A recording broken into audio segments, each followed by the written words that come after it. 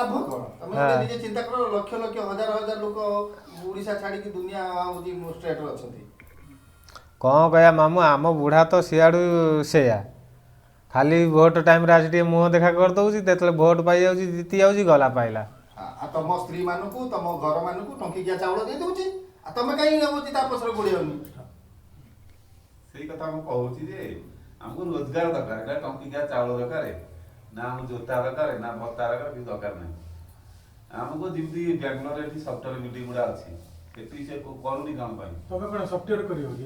ଆରେ software building ରେ ତାହେଲେ ତ ଲେଫ୍ଟ ଲାଗିବେ ନା ପ୍ଲମ୍ବର ନବୀନ ତାର କଥା ହଉନ ସଫ୍ଟୱେର କରିବା ପାଇଁ ସଫ୍ଟୱେର ବିଲ୍ଡିଂ ଜାଗା ଦଉନି ବା। ଯିଏ ଓଡିଆ ଭାଷା ଜାଣିନି ତା ହାତରେ କଥାବାର୍ତ୍ତା ଲୋକ ଛୋଟିଆ ଛୁଆକୁ ହରଣ କରିଦଉଛନ୍ତି ସେଟା ଆଉ ବାଟରେ ବସୁନି।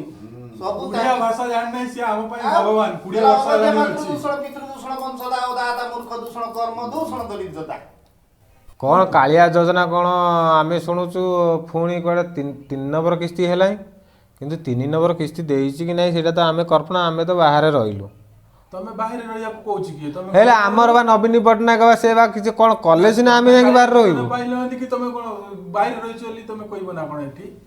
ଆଉ ଆମକୁ ଯେତେବେଳେ କାମ ଧନ୍ଦା ନ ମିଳିଲା କଳକାରଖାନା କିଛି ଖୋଲିଲାନି ଲାଷ୍ଟକୁ କ'ଣ କରୁ ପେଟ ପାଇଁ ତ ବାହାରକୁ ଆସିବାକୁ ପଡ଼ିବ ନା। ତମେ ଏଠି ରହିଛ କୁଆଡୁ ଜାଣିବ କାଳିଆ ଯୋଜନା ମିଳୁଛି କି ମିଳୁନି? ସେଇ ତ କଥା ଆମ ବୁଢ଼ା କାହିଁ ଏସବୁ ମାନେ ନ କରୁଛି ସମସ୍ତ ପାଇଁ କରୁଛି କାହିଁ ଆମ ପାଇଁ ଆମେ କରିଥାନ୍ତୁ ଆମେ କାହିଁ ରାତି ଦିନ ପାଳି ଏଠି କରିଥାନ୍ତୁ।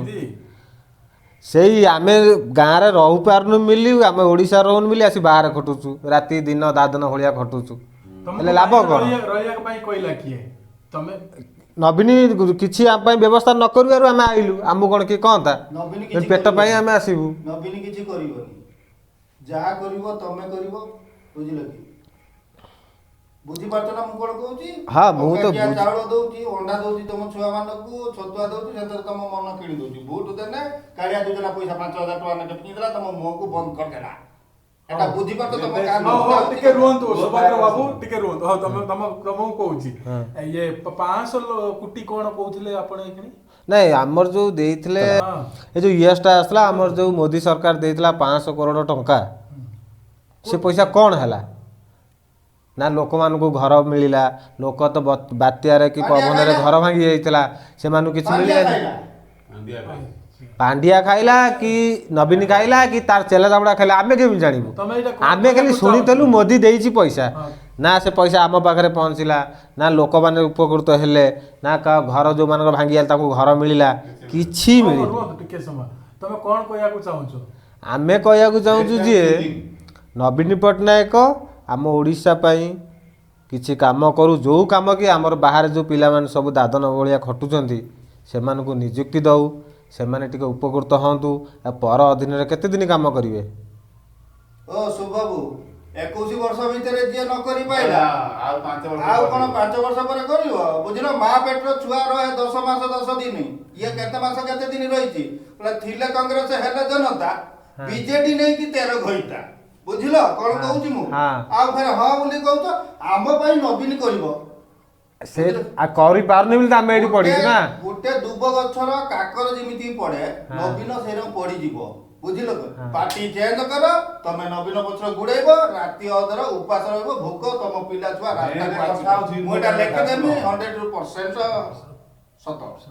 ମୋ କହିବା କଥା ଆମ ରାଜ୍ୟରେ ଆମେ ଆଇକନ କାହାକୁ ମାନୁଛେ? ଆମ ରାଜ୍ୟରେ ଆଇକନ କାହାକୁ ମାନୁଛେ? ନବୀନ ପଟ୍ଟନାୟକ। ନବୀନ ପଟ୍ଟନାୟକ ନା ସିଏ ଯଦି ମଦ ସିଗାରେଟ ପିଇବ ଆମେ କାହାକୁ ଫଲୋ କରିବୁ? ତମେ ଦେଖିଛ ମଦ ସିଗାରେଟ ପିଇଥିଲା? ହଁ ଲାଗି ଦେଖୁଛୁ ସେ ସଭାରେ ସିଗାରେଟ ପିଉଛି। ସଭାରେ ସିଗାରେଟ ହଁ ଏସବୁ ମିଛ କଥା। ଏଟା ସତ କଥା ମିଛ କଥା ଏଟା କରେକ୍ଟ କଥା। ସିଏ ମଦ ପିଉଛି ନାଇଁ ନାଇଁ ଶୁଣ ସିଗାରେଟ ନା ନା ଗୋଟା ଇଏ କରୁଛୁ ଆମର ଆଇକନ ତାକୁ ଆମେ ଫଲୋ କରୁଛୁ। ସିଏ ଯଦି ମଦ ସିଗାରେଟ ପିଇଲା ତାହେଲେ ଆମେ ସିଏ ଆମ ମୁଖିଆ ରାଜ୍ୟର ମୁଖିଆ ଆମେ ପୁଣି କ'ଣ କରିବୁ? ତାପରେ ନେକ୍ସଟ କଥା ହେଲା ଆମେ ବାଙ୍ଗଲୋରର ଲୋକ କେତେ ଯାଉଛନ୍ତି ଓଡ଼ିଶାକୁ କାମ କରିବା ପାଇଁ? କର୍ଣ୍ଣାଟକର ଲୋକ ମତେ କହିଯାଉ ହେଇ ଯାଉନାହାନ୍ତି ଆମେ କ'ଣ ପାଇଁ ଆସୁଛୁ ଏଠି? ଆମର ମିନିଷ୍ଟର ସେଇ ପ୍ରୋବ୍ଲେମଟା କ'ଣ ପାଇଁ ସଲ୍ଭ କରୁନାହାନ୍ତି? ହବନି ସେଇଟା ତମେ ଯାଇକି ଡାଇରେକ୍ଟ ପଚାରି ପାରିବ କି? ସିଏ ଆମେ ମୁଖ୍ୟମନ୍ତ୍ରୀ ହେଇଯିବୁ ସିଏ କାହିଁ ମୁଖ୍ୟମନ୍ତ୍ରୀ ହଟି ଯାଉ ସିଏ ମୁଖ୍ୟମନ୍ତ୍ରୀ ହଟି ଯାଉ ଆମେ ଯାଉ ତମର ପାୱାର ଅଛି ହଟେଇ ଦେବା ପାଇଁ? ହଟେଇ ଦେବା ପାୱାର ନାହିଁ ଆମ ହାତରେ ପାୱାର ନାହିଁ କାହା ହାତରେ ଅଛି? ତ ତମେ ହଟେଇ ଦିଅ ହଟେଇ ଦେବୁ ହଟେଇ ଦେବୁ ଆସିବ କାରଣ ପାଇଁ ଜନତା ହାତରେ ହିଁ ପାୱାର ଅଛି ହଟିବ କି ନାହିଁ? ତମେ ଜନତା ପାର୍ଟି ଏ ଜନତା ଭୋଟ ଦେଇକିରି ହିଁ ତାକୁ ଜିତଉଛନ୍ତି। ହାତରେ ହିଁ ପାୱାର ଅଛି, ଜନତା ଚାହିଁଲେ ବସେଇ ଚାହିଁଲେ ଉଠେଇଦବ ନା ନାଇଁ। ଆଉ ଯେଉଁମାନେ ସବୁ ଭୋଟ ଦେଉଛନ୍ତି ଜନତାକୁ, ଜନତା ଯେଉଁମାନେ ସବୁ ଭୋଟ ଦେଉଛନ୍ତି ଆମ ନବୀନ ପଟ୍ଟନାୟକକୁ, ସିଏ କ'ଣ ପାଇଁ ଦେଉଛନ୍ତି? କିଛି କାମ କରୁନି କି ସବୁ ଖାଇକିରି ସବୁ ଭସ୍ମ କରିଦେଉଛି କି ନିଜେ ଗଙ୍ଗା କିଏ ସାପ, ଗଙ୍ଗା ସବୁବେଳେ ପବିତ୍ର, ସେ ମୋଦି ସଫା କରୁଛି। ଗରିବ ଦୁଃଖ ସେଇ ବୁଝିଛି।